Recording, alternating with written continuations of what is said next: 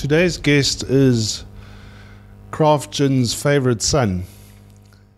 And I'm sure Glenn doesn't like being called that, but I think that's what you are. Glenn Bryant is the founder and one of the owners of Six Dogs Gin from the Karoo. Now, as they say on their website, nobody really knows where the Karoo starts, but I think it sounds like you are in the Karoo today, Glenn. Hi, Holger. Yeah, I am actually in the Karoo today. We think the Karoo starts on the border of our farm. We have to say that because the fair number of the botanicals that go into our classic Karoo gin actually come from the farm, or they're grown on the farm, or they come from the surrounding areas. So it's called a Karoo gin. We have to say we're in the Karoo.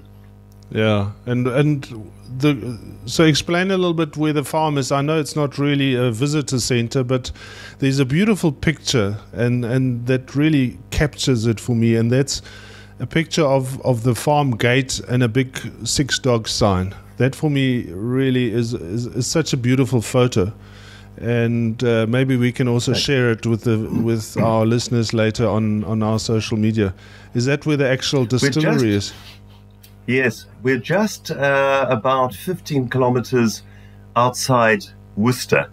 A little place called De Wet, and the farm is just a matter of minutes off the N1. And actually, we do encourage people to come and visit us there. There isn't a full-on tasting center as such. It is a working distillery, but I think it's always lovely when visitors do come. We do ask that they, just make a booking in advance, which is easy via our website, so that we know that people are coming. And I think if anybody goes to the distillery, it probably changes your view of craft gin forever, because it really is beautiful. It's about a 2-hour drive from Cape Town. Yeah. A lot of people, when they're driving down towards Cape from Gauteng, wherever, will go pretty much past the entrance to the distillery, in fact, and it's a nice, easy drive to get there. And of course, when you do get there, the first thing that happens is you will be greeted by, if not all of the six, but many of the Six Dogs. Of course. Just to prove that it is an authentic brand. Yeah, and your brother is on the distillery, or at the distillery? That's correct. Charles is our master distiller, and his house is next door to the distillery. Okay. And the farm, is that a working farm, or is it just a distilling farm? It's now just a distilling farm, but it's a lovely place. I mean, we actually have 2 distilleries, but the one in Worcester is the spiritual home of Six Dogs. That's where we started. Not to sound grand, but the business actually grew in a way we never expected. And our option was either to enlarge the existing distillery or to find a second premise. So our third partner, Luigi, actually lives in George, and we decided, well, let's put up the second distillery in George. But that's not a visitor one. That's that's a sort of industrial premise. But come to Worcester and see where it all began. And still happens. Okay, so tell us how it all began. For me, it began, I think I was looking for some interesting gins, and we ended up meeting in Cape Town, Luigi, your brother, and yourself. But how did it all start? Your background is not... Yes, your background is... what is your background? Oh, it's weird, and it's got nothing to do with gin or the alcohol industry. In fact, none of us have that background at all. Let me just say, actually, I well remember that meeting, Holger. We hadn't actually sold a bottle at that stage. Oh, really? And I have to say thank you to you, because I was looking through the very early records, and our first sale into the trade, so not to friends and family, was actually facilitated by you, very well-known place in KZN. That actually was our first order in the trade. I think it was for 1 case, and we were delighted to get it. Oh well. But we started. It started, of course, a couple of years before that, because there's a process involved here in building a distillery. In our case, in researching the product, that took very many months. And of course, waiting for the license, which can be a very time-consuming business. But where did the idea come from? To do it? Yeah, we were sitting there, strange enough, drinking gin. Okay. And as you can see, we are not in the flush of youth. We should be retiring, I think. And we didn't want to retire. We thought, what are we going to do? And we were discussing various trends in the world, and one of which was this rise of craft gins elsewhere. It hadn't quite caught on in South Africa at that stage, but it was about to. So come on, how difficult can it be? And the answer is actually very difficult to make a good gin. But we at that stage said, let's give it a go. And we did. We didn't have a distillery and we didn't have a still in the early days. So what we found lying about the farm was an old copper geyser. These things, you go to any farm, you see all these funny old things. And we got a friend of ours to weld it into a makeshift still, very ugly thing. And then we had nowhere to put it.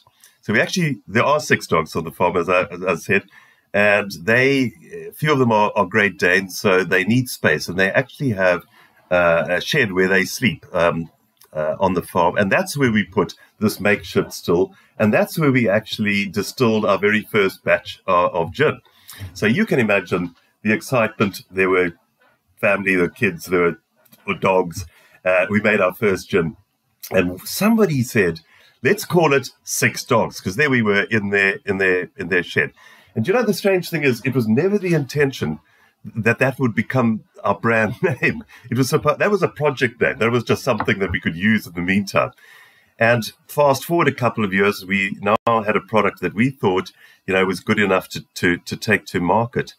But we didn't have a name for it. And we asked everybody. And of course, the more people we asked, the more options we got.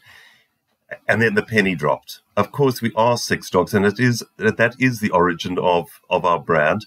And, every day, I do look at the bottle every single day, and I see that name, and it just reminds me of the very humble beginnings to this brand. And that's exciting. I think it's a good salutary lesson about the kind of people who we are and need to stay being. I certainly found with the name, initially I thought it was rather silly, but but I mean, a name becomes more than a name, and it becomes a brand, then it doesn't really matter what it is. Yes. And initially I found I spent many hours at Hillcrest Tops promoting your gin at the time, because I liked doing that, or I was promoting the category, and especially dog lovers snapped it up. So, as an initial thing, I think it clearly worked. Well, you'd be surprised how many dog lovers there are out there. But indeed, it has become a brand. It has become more than just a collection of products. And we're only little. I'm not trying to suggest we're grand in any way, but you can definitely sense that there is more to this business than just we make gin. It is a brand. We have a little bit of a cult following. It's way more exciting than I ever imagined it would be. Yeah. What I found fascinating is that you understood from the beginning, or maybe it's your personality, that you had to sell the gin. And I really admire, and I want to encourage other brand people or people that start brands to understand how important it is to take ownership of the sales. And I think that's what you did. Yep. Do you know, Holger, it's very interesting you say that. Lots of people come to us and say, can you make a gin for us? And in fact, we don't get involved in contract distilling. But I often think, in a sense, the making of the product is one thing, but the really hard job is selling it. It's getting out there and selling it. Now, it was interesting in our case because, as I said a moment ago, we had no industry experience whatsoever.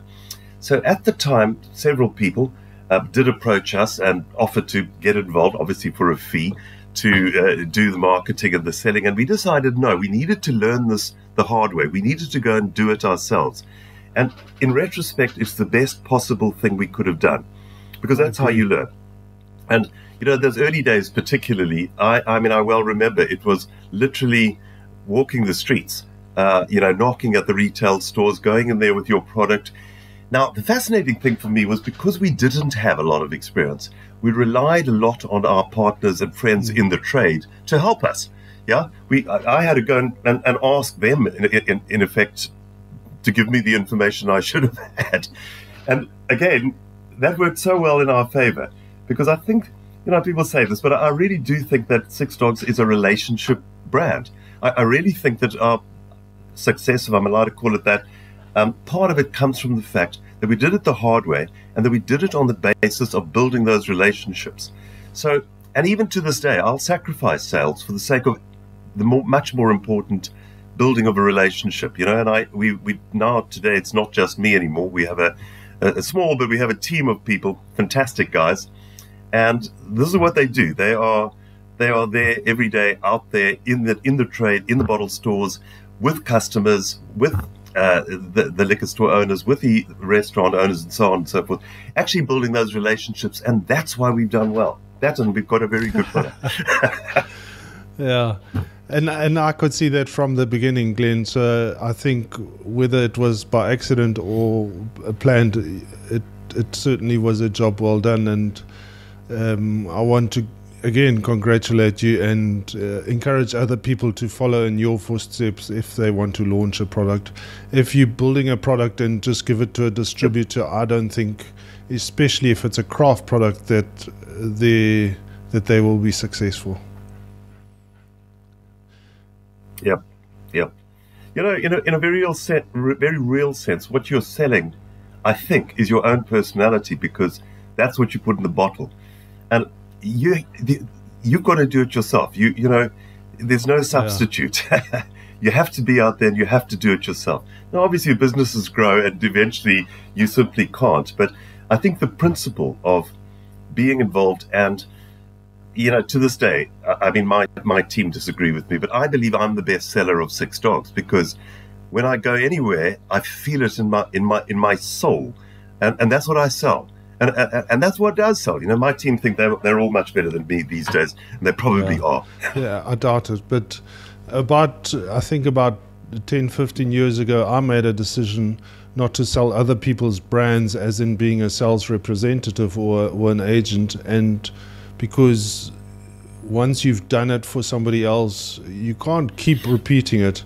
One of my early successes was selling Bavaria beers, and I did it with my complete soul and my blood, and we, like some of the old liquor reps would say, we drank it onto the market. But you can't repeat that process. You've done it once, you might be able to do it twice if you're lucky, but you can't do it a third time. So I agree. You can, nobody can ever be a better salesperson than you as the brand owner. How many years ago was that when you launched? It's now going on for 5. But it's gone quickly. Obviously, this last year was very different for all of us for obvious reasons. I suppose in a way we are now an established brand. I mean, it is available across the country. I'm not saying there are not still opportunities, but you can pretty much get Six Dogs anywhere in South Africa.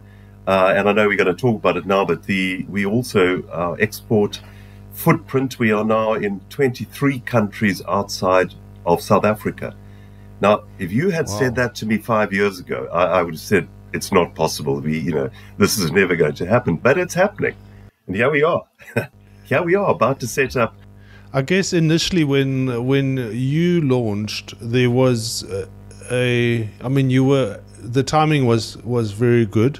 Like you say, I sought you out. You didn't contact me, and I was partnering with some bottle stores that wanted to be on the leading edge of the latest trends, and people were phoning you to get gins. I mean, if you're launching a gin today, not going to be like that, and you're not selling, it's not going to be like that. No, look, we were lucky. I always do believe there's an element of luck in this. And funny thing is, when we launched, I was a little concerned that maybe we'd missed the trend. At that stage, we were about number 14 of the local craft gins to come to the market, and I thought, gee, have we missed the boat on this? Well, if I told you, you know this, today there's over 400 just local South African craft gins. And I know how hard it is to launch a new product.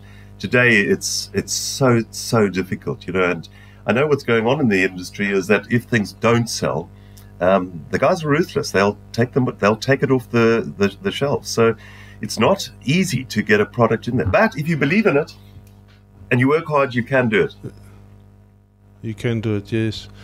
Did you also, with your 20-odd listings overseas, was that a similar situation where people contacted you because of the trend and the timing, or did you go out and look for distributors overseas? I mean, that's a good question. And the answer is, essentially, they came to us. So as you know, we're now about to set up our own Six Dogs office in Europe. We'll talk about that in a second. But in a way, our export sales have happened almost without our trying. And the reason for now saying, well, let's go and set up the office is because what happens if we actually try? What happens if we actually go and give it a bit of muscle and try and replicate to the extent possible what we've done in South Africa reasonably successfully in countries in Europe? We have been lucky. Again, it's about the relationship building. You're now relying on somebody very distant to express the same passion for your product as you have. It's not always easy. And I know where you have that good relationship with people in the trade. I mean, we've got, I could mention several, but I suppose one of our best export customers is in Germany, and she's wonderful, Yvonne, and she really sells a significant quantity of Six Dogs gin. There are other countries, I'm not going to mention them, where it's just one or several in the portfolio, and so almost to say there, yes we are, and yes we get the occasional orders, but it doesn't exactly fly, But nonetheless, it's nice to have a representation on all continents. Yeah, and we have had Yvonne on the show, so listeners can look for Yvonne's interview and get a little bit of her story. Can you tell us a little bit about the lessons you learned, maybe with the lockdown that affected the industry so badly? Yeah. Look, a lot of people are asking me, so are you leaving the country? And the answer is no. We remain a proudly South African gin, and obviously all the botanicals come from South Africa, and we're very happy to go out there and fly the flag for South Africa and for South African craft gins. But the simple truth is this: we did realize in the lockdown and the ban on alcohol how heavily dependent we were on South Africa, which is 80% of our sales, so 20% of them are export. And when the industry was shut down, as you know, it was over a period of 5 months, I think, in total. This has a very serious effect on one's business, especially when, as in our case, we employ people, we invest in people because that's the passion that speaks to our brand. I'm very pleased to say we retained all of our staff, and they all received full salaries along the way.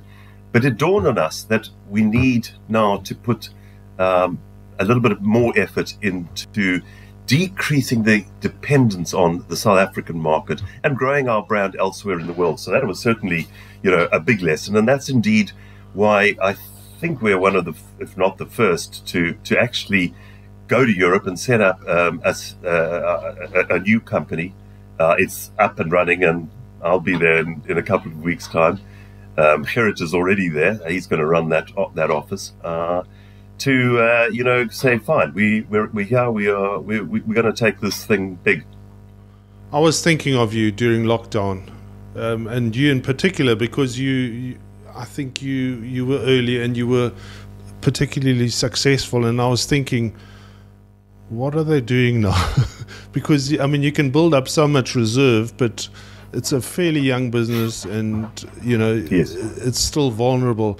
And then I saw this post on social media that you're setting up an office in Europe. And when I emailed you this morning, there was an autoresponder saying, please don't email Glenn at sixdogs.co.za, email him at sixdogs.com. And for me, that is now, I guess, you getting a step closer to achieving your dream of becoming a global brand. Absolutely. So, we pride ourselves on being innovative in terms of our products. Each one of the 4 gins in our range these days represents a first of its kind, and kind of being first to market has always been something that we try to achieve. But the innovation extends beyond the product to the way we try to market our brand, the way we try to get out there and show the world. Now, times are tough. Globally, everything is still in a serious lockdown. But we thought that's precisely the moment at which we should do the running, go over there, make our presence known. I know it's going to be tough. It'll take a good number of months before we can cover the costs of this rather expensive move. But we will, and then we will be very well positioned. I subscribe to the theory of the post-COVID economic boom. I think we're in for some good years ahead, and I want to be positioned in all the right places, or as many of them as I can get to now, so that when that happens, this thing can fly. Yeah. And are you planning a similar strategy to when you launched in South Africa with relationships? Yes, that's exactly the point. So, again, it's back to the streets for me. I've got to, go there, be in their faces with my product. Look, we're lucky. We already are in several countries in Europe, and part of this is to support our existing distributors there. I'm not going to muscle it on their territory, but there's several countries in Europe where we're not represented. So our office is in the Netherlands, and that's the first target for us. But equally, Spain, Portugal, Italy, France, I could name several. These are all on the radar. But the point is to be there to the extent that it's possible to build the relationships, to effectively do what we didn't we started out doing 5 years ago in South Africa, but in a much more interesting, bigger market. And a much more competitive one too, I know. But I think our products are good enough that they will compete against the best in the world. Does that sound arrogant? No, it's the truth. And I just want to say again how excited I was when I read that poster, because I can just, and your choice of country, I can just see how the people in the Netherlands will embrace you and be charmed by I hope so. our favorite craft distiller. It's going to be tough. This I know, But yeah, I'm so looking forward to it. I can't tell you. It's just such an exciting opportunity for us and for the brand and for South African craft gin, to be honest. Yeah. So there was a South African who was working out of Belgium, Luke. Did you ever work with him, or do you know him? Yes. In fact, his company Alvama, they were the first to import our gin into Belgium, and then indeed they have their own gin. Yes. But they also act as a sort of global importer distributor. So yeah, they will be neighbours, and I'm looking forward to opportunities to go, and sit down and chat and see how we can collaborate and what we can do together. I've lost a bit of contact with them, but I'll certainly make an effort to reach out to them. And I mean, I assume that most people know Six Dogs Gin, but if you're saying there's 4 gins in your range, do you quickly want to talk through the different gins, especially the newer ones? Yeah, thanks for the opportunity. We launched with our classic Six Dogs Karoo gin. It's still my favorite. I was going to say that, but I'm not really allowed to say that. It's just I don't make it. My brother does, so I probably can talk about it. It's just, to me, such a delicate, well balanced gin. I think it's fantastic. It tends to be the gin of choice of the connoisseur. So, sorry, I don't mean to imply I am one, but I find that people who know their gins very well will often gravitate towards the Karoo. Our second gin was Six Dogs Blue, which is undoubtedly our biggest seller, but by a head and shoulders above all of the others, and really put Six Dogs on the map. I think everybody knows this. It's all naturally blue. When you add the tonic, it naturally changes color to pink. But this is a very smooth, easy drinking gin. It appeals across the board, but particularly to younger, first-time gin drinkers, and indeed even to those who many I've encountered who say, "No, I don't like gin. I don't drink gin," and then they will try it, and often be hooked forevermore. So that's the blue. That's our market leader. About a year ago, no, just more than that, we brought out our Pinatage Stained Gin. So stained by the skins of the Pinatage grape. The Pinatage grapes come from our neighbor's farm. They all have to be hand-picked because you cannot put wine or grape juice into a gin in South Africa. Yeah, so the gin is already distilled. It's sitting there in the big tanks, and then we add these grapes, and the grapes sit in the tanks for several weeks. The gin picks up the color and the characteristic of the Pinatage grape, and when the master distiller says, "Okay, it's ready," out it comes. It gets bottled. It's wonderful. It's a great, for wine drinkers. It's a great winter gin. You put a Pinatage gin with a cheese platter or something, and it's a match made in heaven. and then Pinatage most recently, and Pinatage is obviously uniquely South African, so that should be a good selling point in the overseas market. Absolutely. Yep. And then our last, most recent gin was the honey lime. This is an interesting story too. The honey comes from bees that have been relocated. These are, believe it or not, distressed bees that come from urban areas. At a company called Bee Smiths, they relocate. They find these distressed bees and they relocate them to areas where they will be happy. And they found us, and they moved a whole number of hives onto our farm. Are you there, Yes. Holger? Oh, good. I'm sorry, I just lost the pic, so apologize. So my brother looked at this lot for quite a long time. He said, "No, we've got to do something with this." Now, would you believe honey is not allowed in gin in South Africa? Everywhere else in the world, it is allowed, but not in South Africa, which is why the bottle is not called gin in South Africa. It's called a spirit aperitif. But so effectively, you can't put honey in a gin, and we said, come on, let's just do it anyway. They're about to change the legislation to allow honey in gin now, so I suspect there'll be several more. But again, it was a first. It's if you can imagine the contrast of the sort of zesty tanginess of the limes with the shot of the sweet honey through it. It's quite a fascinating taste experience, and I think it's the freshest mouthfeel of them all. Very much a summery gin, and it's doing very well. I think it will probably become our number 2 bestseller after the blue. So that's the range of 4. But watch the space. There are some interesting developments coming. Yeah. So tell us the next steps. You asked, are you busy packing up? Yes. So, as I say, Gerrit he was the national sort of on-con manager in South Africa. Okay. But I've sent him over. He is going to effectively run the European office, so no pressure on him. And he is there right now, setting up, getting things organized. I'm going to go over in about 2 weeks' time. And then my plan, it all depends upon travel restrictions and so on, but my plan is to spend some months there and some months in South Africa.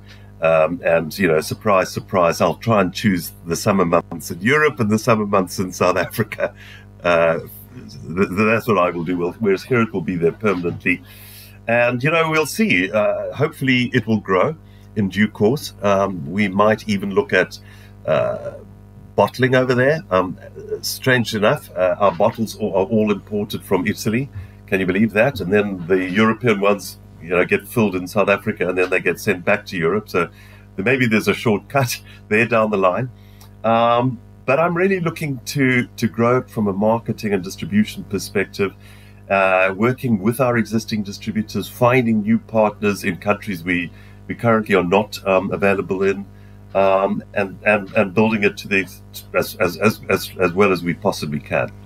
Well, that sounds very exciting. I mean, I can imagine that the trade in Europe is very formal, and there's not as many independent liquor stores that one can call on. But I think on the other hand, they're probably also popping up. I've spent a bit of time in Germany where investigating the kind of craft liquor stores, craft beer stores, and there are a few. I wouldn't say they are similar to the likes of Liquor City Claremont, where you have such a big range, but they more specifically just stock the craft products. Otherwise, I guess it's very much formal chains. But then I guess you just have to build relationships with the buyer, and you get into a couple of hundred stores. Correct. Look, it obviously differs country to country. We are an unashamedly premium brand, so we look at those chains, but at the top end, whether it's retail, whether it's hotel groups, it's to try and get our product into the right place, not just everywhere, but into the right places. And it's what is fascinating is that every country has different regulations, different customs, different ways of doing things within the liquor trade. And these things we've got to know. We've got to research. We've got to do our homework, before we go there. But every one of them's on our radar. Yeah, I mean, as an example, I think Germany doesn't have any liquor licenses. You can drink your beer on the street, and I know when our friends from Knut Hansen launched, they only sold their gin in the gin boutique stores.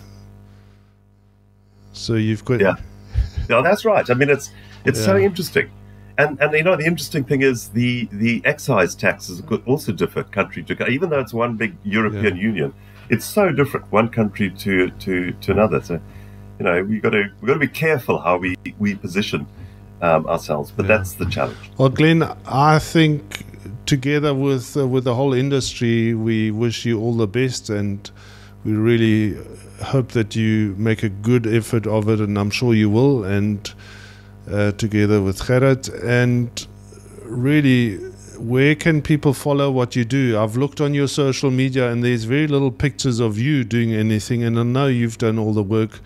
But we'd love. I try to avoid pictures of me. But we'd like to know what you're up to, and we'd like to follow your success in Europe. Thank you. Our website, which is sixdogs.com, is active. There's a blog post. Kate, who handles our social media and our PR, is constantly updating. We put our media releases there. We put the stories on there, and then indeed we and we will have to pivot that to look more European or more global, if you like. That's the media challenge, and we'll do that. But our Facebook and Instagram sites are very active, and we have lots of followers on both, so easy to find on both of those. And of course, it's actually the social media was very good a way of our starting this company, and it's been good for us. And we are very grateful to all of our followers. I mean, I really am. We have a traveling with 6 dogs section, and we get pics from all over the world, people with their bottle of 6 dogs in various countries and different conditions and whatever. And the customers are, and we have a loyal following out there, and I'm so grateful to all of them. Also to you, thanks for including me on your show. And I'm so excited about this new move. But I really do think, and I know I'm speaking to my brand, but I think it says a lot about South African craft gins, that I think they can compete. We're the best that there is out there in the world, and that's what I'm going to go out and prove for the sake of all our South African customers and the industry at large in South Africa. So thank you very much for your support. Yeah, thanks, really appreciate Glenn. it. And maybe in a few weeks' time we can have another conversation once you've settled in and sold your first few containers of Six Dogs Gin in Europe. Yeah. We can do it in Dutch. Yeah, maybe.